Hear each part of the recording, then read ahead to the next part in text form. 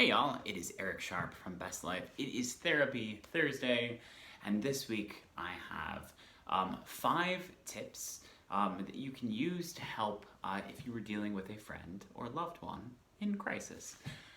Because it is the year 2020, and it is likely that you probably know someone who is going through a tough time, and it might be you. But this is designed to have you help someone who is in need.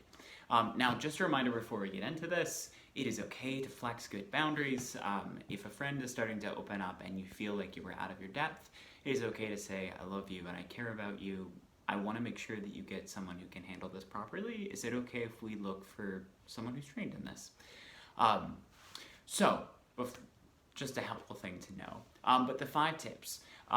Tip number 1.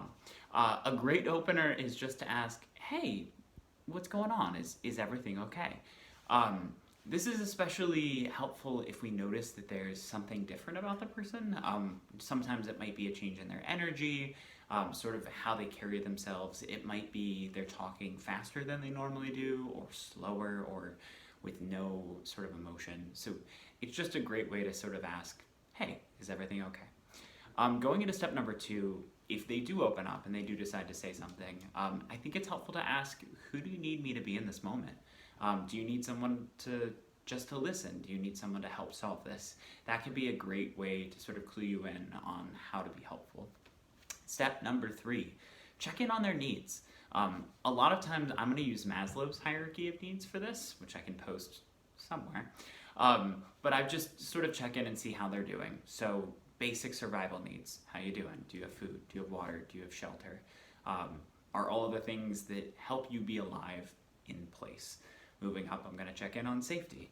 All of the things that I just checked in on, are you sure that they'll still be there? I also like to check in on spiritual safety. Do you feel safe in your own body? Is there something that is happening that, whether it's things that are happening at home or things that you're hearing on the news, is something not making you feel safe? What do we need to do? Going a little higher, love and belonging. This is a great way to check in on relationships, on family, friends, significant others, spouses, whatever that might be. Moving a little higher, we get to esteem.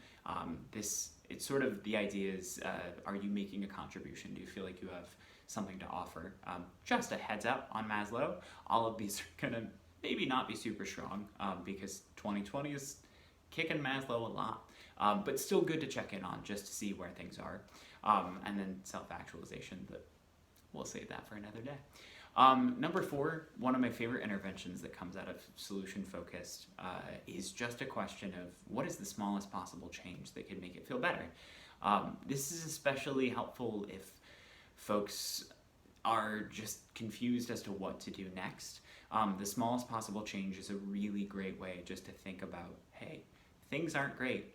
What's the one thing that would make it feel safe, that would make it feel doable for the night? That sort of thing. And then finally, one of the questions that I like to end with, number 5, would be, what do you need? And I'm gonna ask it in different units of time. So what do you need in the next minute, in the next 5 minutes, in the next hour, in the next 12 hours, in the next day, in the next week? I do that because it helps people organize and it also helps them triage. They might have 5 things that all need to be done, but going through that, they realize that all 4 of these are going to rely on this one being done. So it helps us order things. Yeah.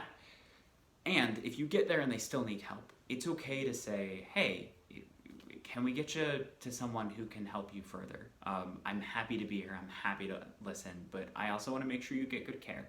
Can I help find you where to go next? That's a great way to sort of help flex that boundary and get the person that you care about to the people who will care about them and are trained to do so.